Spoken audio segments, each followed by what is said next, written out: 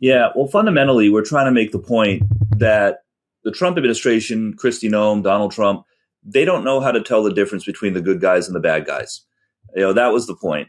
By all means, if there are people here who are violent criminals, traffickers, that kind of thing, get them out.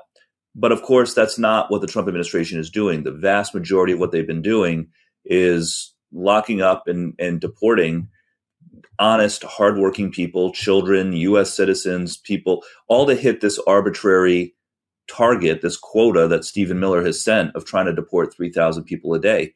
And I think the way that we change public opinion on this issue is by humanizing it and by telling stories of real people who've been impacted. So that was the goal yesterday. And, as my team and I were talking about it, there's a lot of different angles you could take. We thought about sharing a bunch of stories of ways that children have been impacted, for example, by Kristi Noem and the Trump administration. But we decided to focus on veterans and military families because, again, I think it's an important way that we just humanize what's going on. So yesterday, during my 5 minutes that I had to question the secretary, we brought in three people, all either veterans or actually all veterans.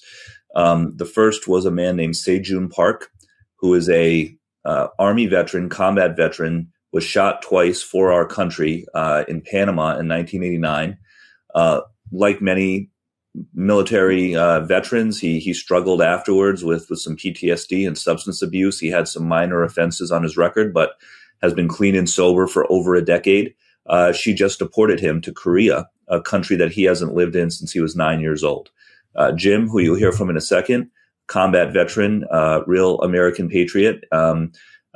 His wife, Donna, who is a legal resident of this country, has lived here peacefully and patriotically for over 40 years, has been unjustly locked up as well. And then finally, Alejandro Barranco, a U.S. Marine veteran. His father, Narcisco, is a landscaper who was on camera very violently assaulted by ICE, detained, facing deportation. He's the father of 3 U.S. Marines, including Alejandro.